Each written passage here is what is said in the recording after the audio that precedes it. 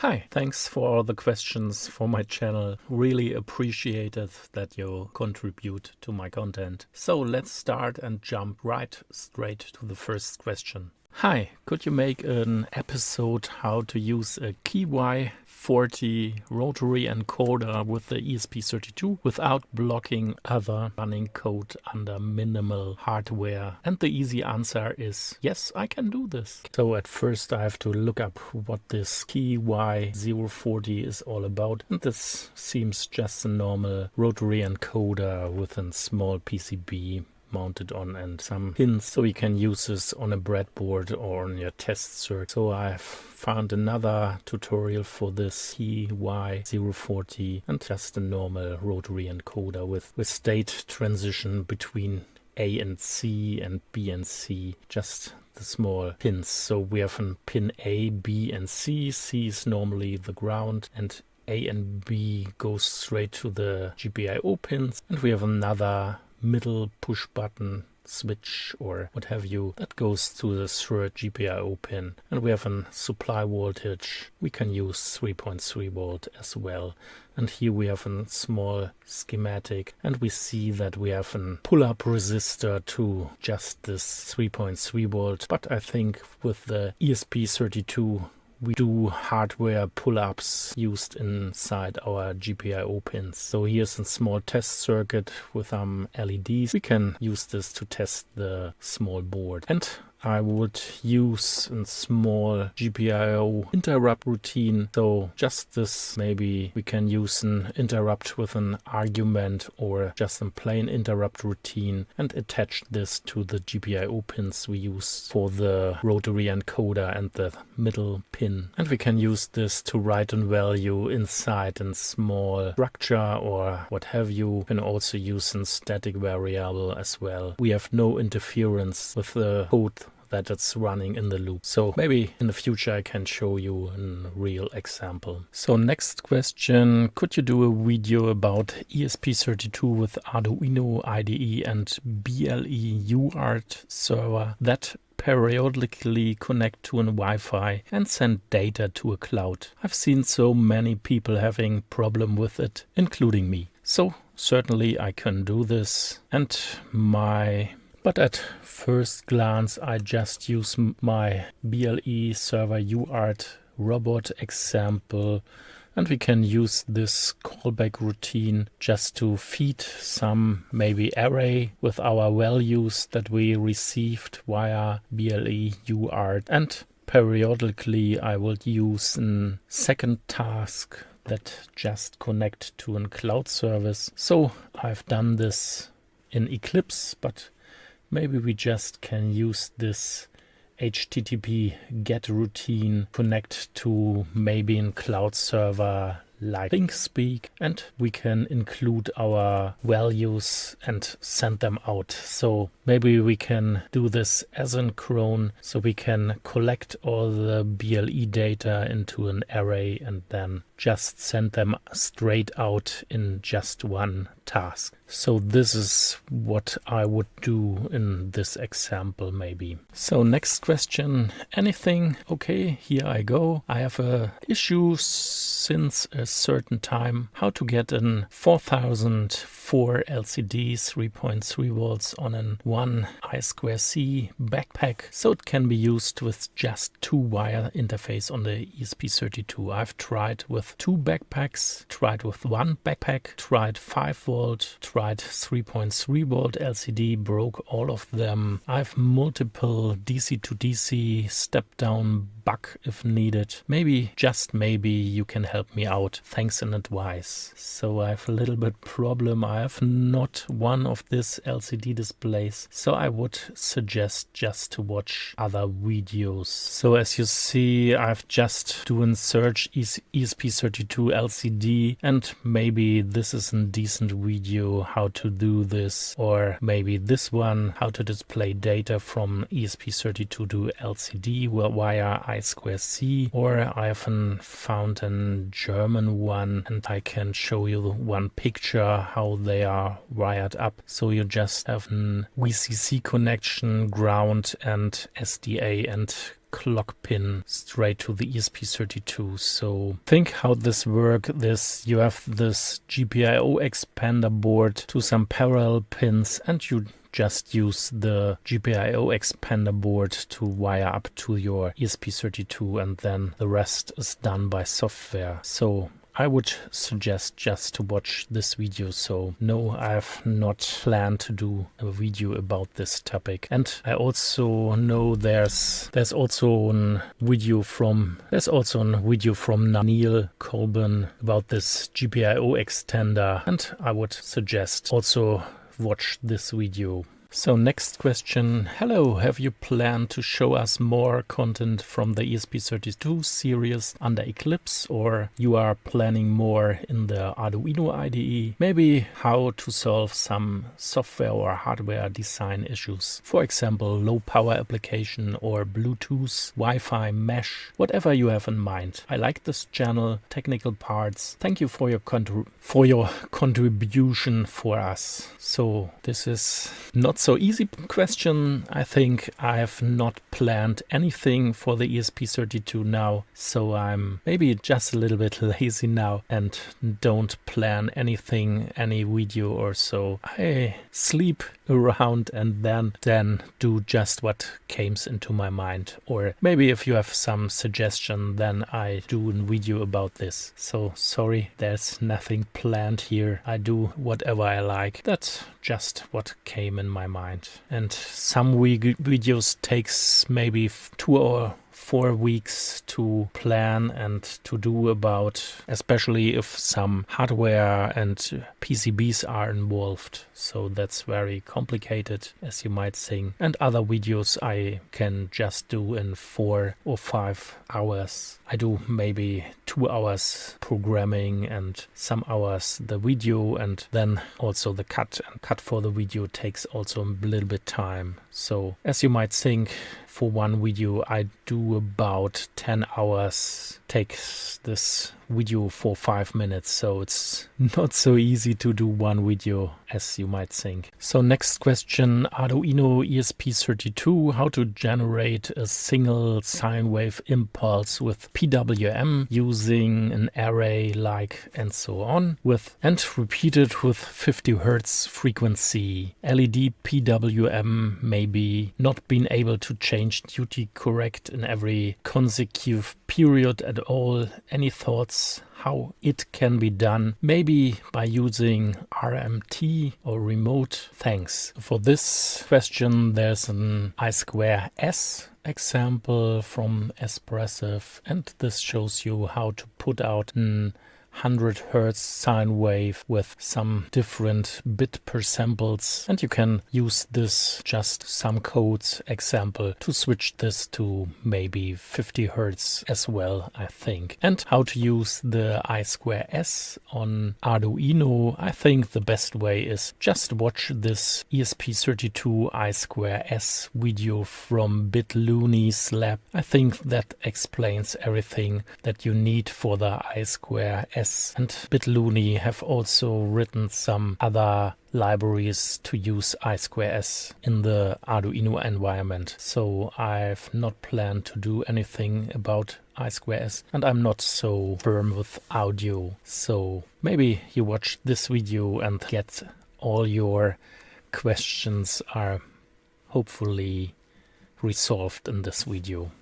So now we have 2 similar questions. Hi, nice idea. Love the technical details of your videos. Keep it up. What is your profession and field of work? And we have also from Waltlock the questions. Thanks for giving us the opportunity to ask you anything. Here's my question. What is your day job about? So my day job is to take care of my 3 wonderful daughters and my wife. And after I take my twins to the kindergarten and my older daughter to the elementary school, but honestly, to feed them, I have to earn some money. So yes, I'm working as a software developer, and for many, many years I'm working for the finance department of our big company and doing data analysis and writing programs and interfaces for our financial portal. So sorry, this is not the field of electronics and Arduino and what have you. I have nothing in common in my daily work with electronics or hardware and so on. Just about big data and billions of data sets that we have to analyze every day. And my job is just to get as fast as possible to a result and not to interpret the result. So maybe this explains why I need a hobby that is more practical and in reality oriented.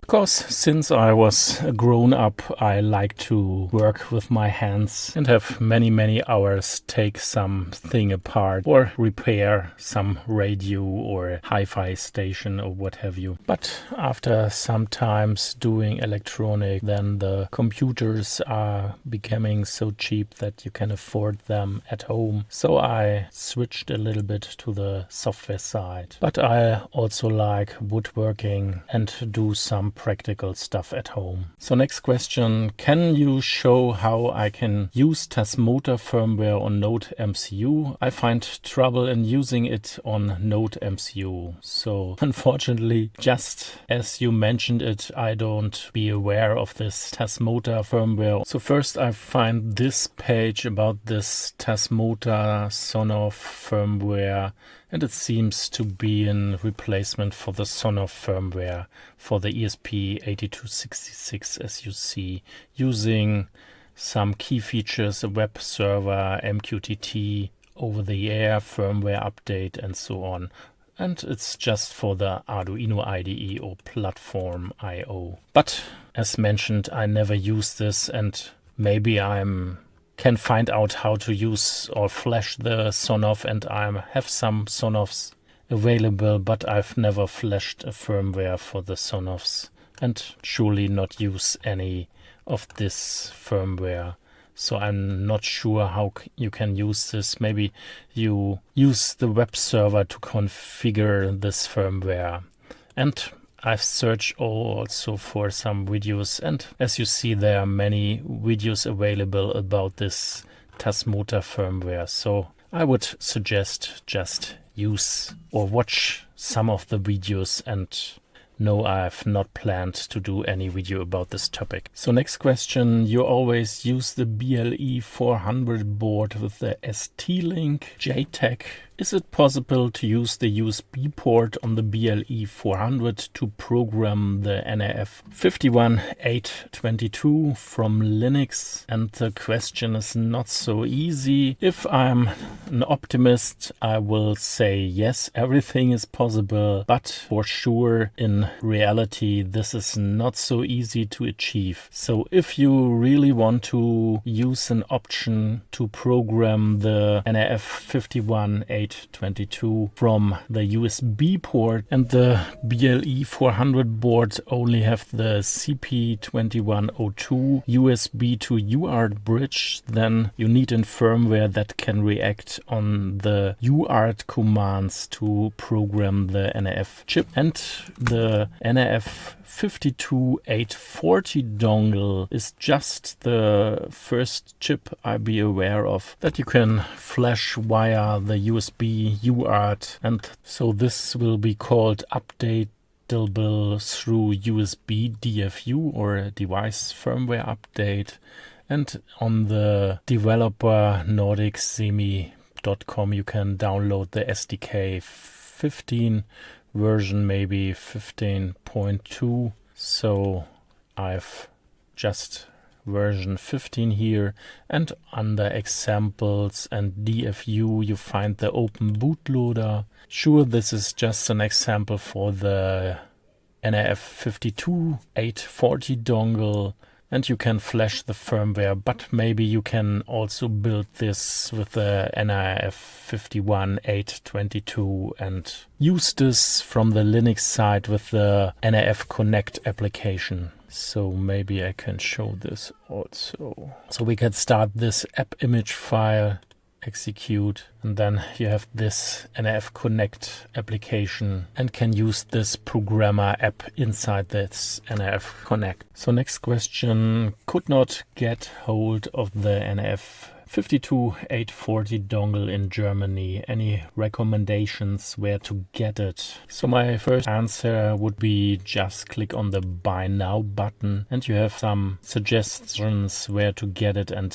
how many parts are in stocks online. So you have Arrow, Rutronic in Germany, maybe this one, DigiKey, Element 14, and not on this list is also Mauser Electronic, and I've search for Mauser Electronic, and you can also have today 82 immediately available and the price is about €8, maybe the cheapest one on this list and it's not available here. But you have to be aware you have some extra costs for VAT and so on. So this would be my recommendations how to buy it. So next question is about Li-ion batteries and solar cells. How to design a system with a 12 volt 20 watt solar panel on a lithium ion battery charger circuit, a linear type, preferable because the switched one emit high frequency, a Li-ion 3000 milliampere battery and a ESP82 and an ESP32 microcontroller feeding the ESP32 via USB in with maximum 5 volt. For your info, right now I'm using a 6 watt solar panel, a Li-ion 3000 milliampere battery, a TP4056 based battery charger, protected version, and the ESP32 feeding the ESP32 via the USB pin with maximum 5 volt, and that works fine. But really I would like to use a 12 volt solar panel because they are so popular for many other purposes as well. Is that possible? The goal is to be as energy efficient as possible. One thing is that the TP4056 only supports maximum input voltage of 8 volt datasheet. Another thing is that the effect would be of using solar panels with higher watts, for example 20 watt. Thanks. So first I would suggest just to use this TP4056 chip or module with some batteries in serial so you can wire up them. I think if this used for 11 volt, you can use just a fourth station of these modules to power up your kind of setup with 12 volts. So I would just try to use this. And just a word on the linear voltage regulator. I sure you have less frequency noise about the linear regulator, but if you want really efficient solution, then I think there's no way around a switching regulator, or maybe other techniques that I don't know, but a linear regulator is not so efficient as the other techniques. But sure, I working on a similar project with this lithium ion cell monitor for the 18650 cells, and I just try to use this with many parallel 18650 cells, but I would also use many of these boards in serial so the voltage rise up, and maybe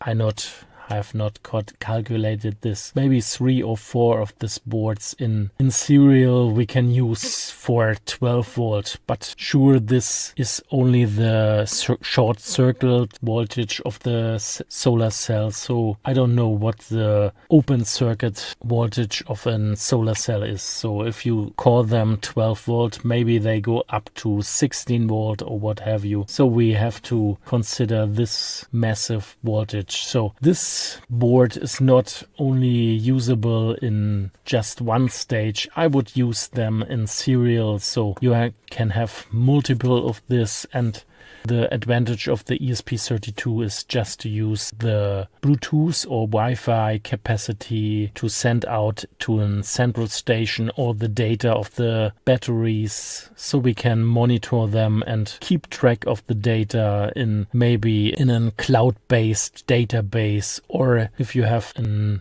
station at home, you can keep all the data at your home and just display them on a monitor. So this is what I'm working on, this project, and please give me some time to test them. Forgive me if I'm not do an update every day. I have so many time to spend for other things, so my time for this project is a little bit limited, and also for the whole channels. And as always, thanks for watching today and clicking my video, and I hope you learned something today. I wish you a nice day. See you next time, and bye bye.